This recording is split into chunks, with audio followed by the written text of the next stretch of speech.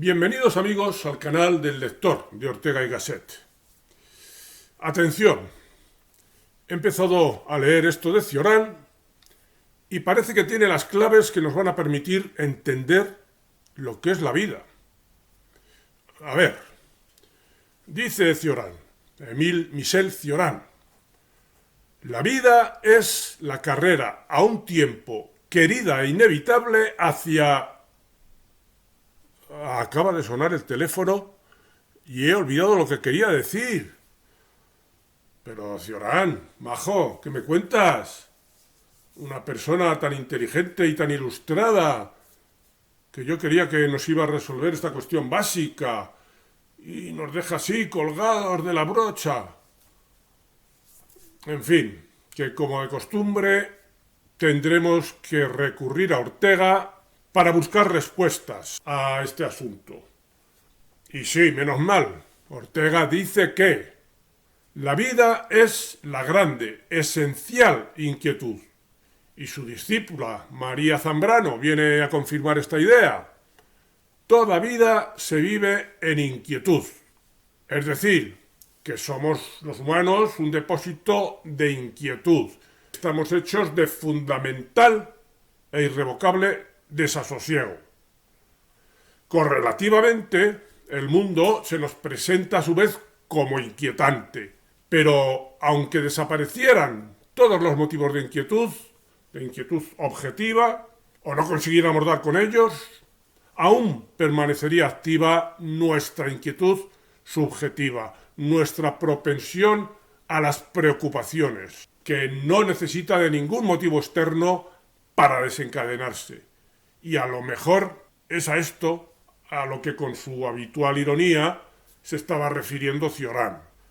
Por eso decía Séneca, la mayoría de los mortales, cuando no padecen desgracia alguna, ni ninguna ceguera los amenaza, se atormentan y se agitan.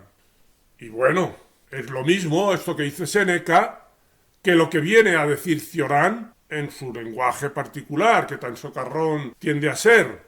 Dice el cachondo de Cioran esta vez, si un gobierno decretara en pleno verano que las vacaciones son prolongadas indefinidamente y que, so pena de muerte, nadie debe abandonar el paraíso en que se encuentra, se producirían suicidios en masa y masacres sin precedentes.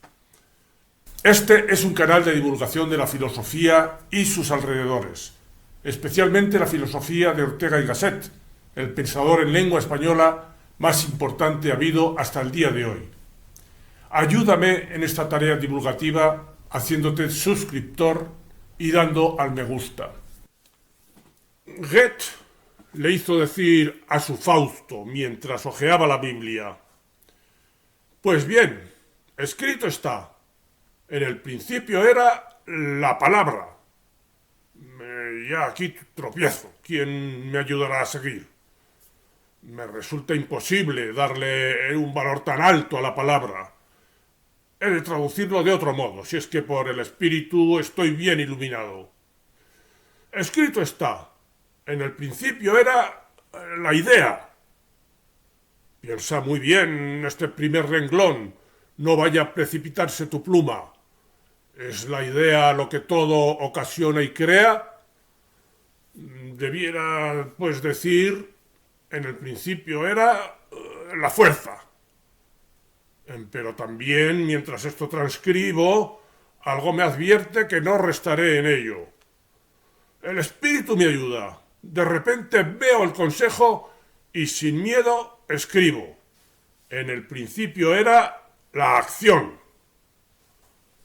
Por tanto, según Goethe, los fines de la acción son algo posterior y sobrevenido. Para empezar, es la acción por la acción. Pero una acción de este tipo, a la que no se le añade ninguna finalidad, ¿a dónde conduce? También se pregunta Ortega a este respecto. ¿Mas a dónde puede llevar el esfuerzo puro? Y se responde, a ninguna parte. Mejor dicho, solo a una. A la melancolía. O sea, que ese esfuerzo puro demanda una finalidad, un objetivo.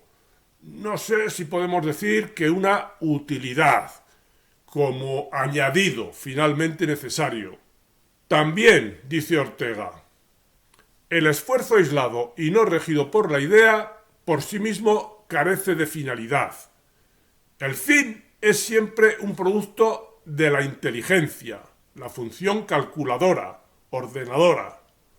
La acción es un movimiento que se dirige a un fin y vale lo que el fin valga.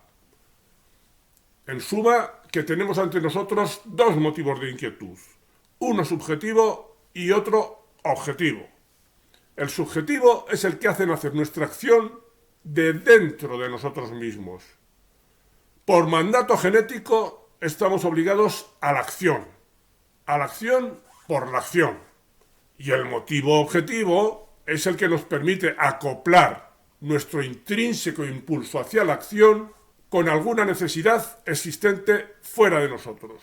Es esta, entonces, una inquietud que nos provoca el mundo en torno, que de alguna manera está necesitado de corrección. No tenemos pues más que acoplar nuestro impulso hacia la acción con una necesidad objetiva de actuar y hacerlo a través de un programa de vida adecuado. Y así mataremos dos pájaros de un tiro. Por un lado, de puertas adentro, nos sentiremos justificados ante nosotros mismos por dar quehaceres a nuestra vida, que nos exige acción. Y por otro lado, contribuiremos a apaciguar las amenazas, los infortunios o las insuficiencias que nos llegan del mundo como motivos objetivos de inquietud. Poniendo primero el énfasis en la íntima necesidad de hacer algo, antes incluso de saber el qué, dice Ortega, la vida es quehacer. No se trata de que la vida se encuentre con quehaceres, sino que no consiste en otra cosa que en quehacer. Y ahora añade Ortega el segundo motivo del que nace nuestra inquietud, el que nos conduce hacia alguna finalidad. Sigue entonces diciendo, la vida es lo que hay que hacer. Quien intente eludir esta condición sustancial de la vida, recibe de ella el más horrible castigo. Al querer no hacer nada, se aburre. Y entonces queda condenado al más cruel de los trabajos forzados, a hacer tiempo. El fainéant, el perezoso, es, literalmente en francés, el que hace la nada, un horrendo suplicio dantesco. Hasta tal punto es ineludible en la vida su imperativo de quehacer. Pero al fin y al cabo, el ocioso no falsifica la vida. Esto no es falsificar su vida, es simplemente anularla, practicar suicidio blanco. Vuelve Ortega a resaltar esta dualidad subjetivo-objetiva cuando dice, por un lado, vivir es algo que cada cual hace por sí y para sí. Por otro lado, si esa vida mía, que solo a mí me importa, no es entregada por mí a algo, caminará desvencijada, sin tensión y sin forma. Estos años asistimos al gigantesco espectáculo de innumerables vidas humanas que marchan perdidas en el laberinto de sí mismas, por no tener a qué entregarse. Es decir, que es posible sentir el impulso hacia la acción que resaltaba el Fausto de Goethe, pero que no consiga pasar de ser una acción por la acción, lo que es propio, por ejemplo, del aventurero. No solo, hay quien sufre, por ejemplo, de adicción al trabajo, no porque le satisfaga especialmente el trabajo o porque le encuentre un sentido, sino porque le permite sentirse activo. De una u otra manera, la sensación en la que se recae es, a la postre, la de extravío. Otro recurso falso hacia el que dirigir la necesidad de acción es la de realizarla imaginariamente, a través del ensueño. El ensueño, dice Ortega, Es la aspiración paralítica y desplumada que, sintiéndose incapaz de volar hacia la realización de las cosas, allá en el efectivo mundo, se contenta con imaginarlas dentro de sí. El ensueño es el hueco de la acción ausente. Y nos pone Ortega un ejemplo de soñador carente de efectiva acción. Cuenta que cuando alguien preguntaba a Baudelaire dónde prefería vivir, con un gesto de dandismo displicente, que era, según he sabido, su religión, respondió: en cualquier parte, con tal que sea fuera del mundo. A una criatura así, sigue diciendo Ortega, el hombre cuya condición es tarea, esfuerzo, seriedad, responsabilidad, fatiga y pesadumbre, le es inexcusablemente necesario algún descanso. ¿Descanso de qué?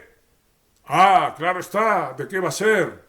De vivir, o lo que es igual, de estar en la realidad, náufrago en ella. Mas para irse en vida de este mundo, concluyó Ortega, sería menester que hubiese otro.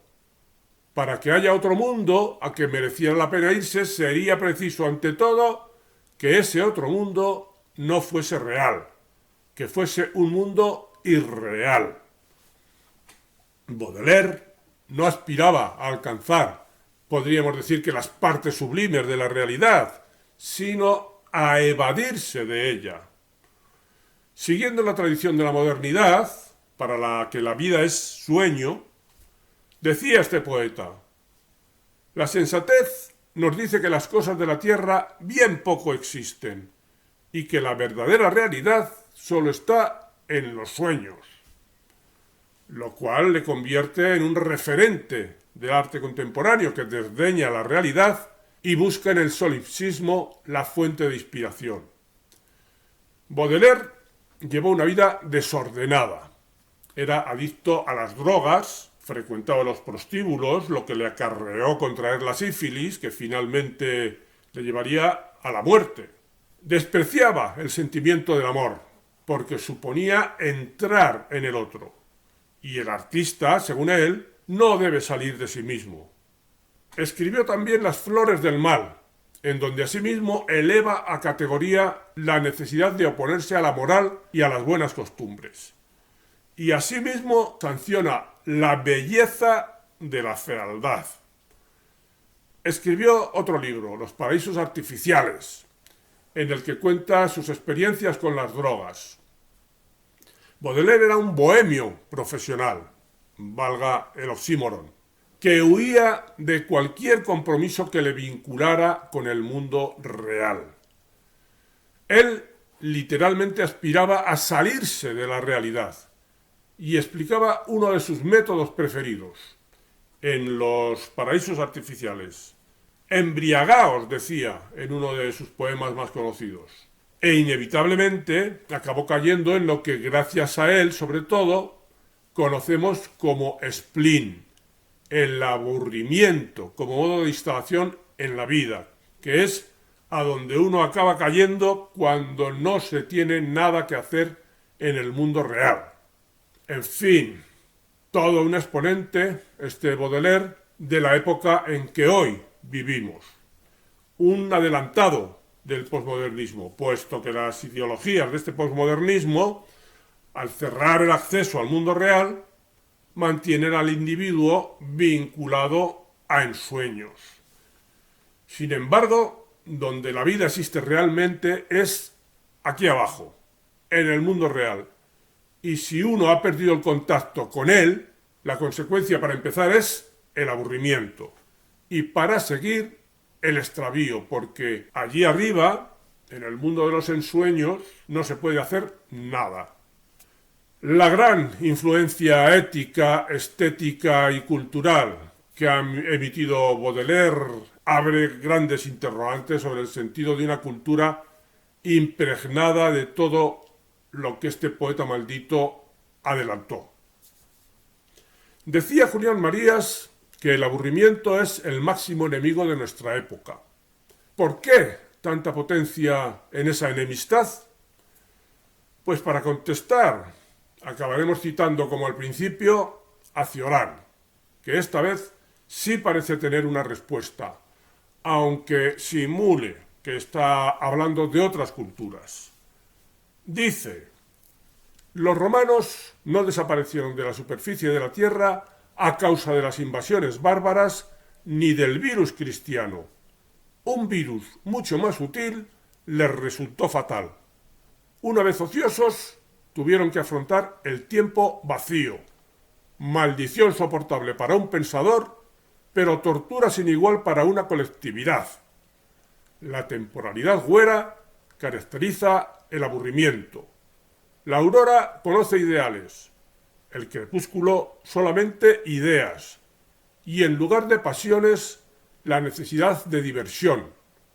Un pueblo colmado sucumbe víctima del tedio como un individuo que ha vivido y que sabe demasiado. Bien, hasta aquí el vídeo de hoy. No te olvides de suscribirte si lo consideras adecuado, así como de darme un like y de hacer algún comentario. Hasta otro vídeo, amigos.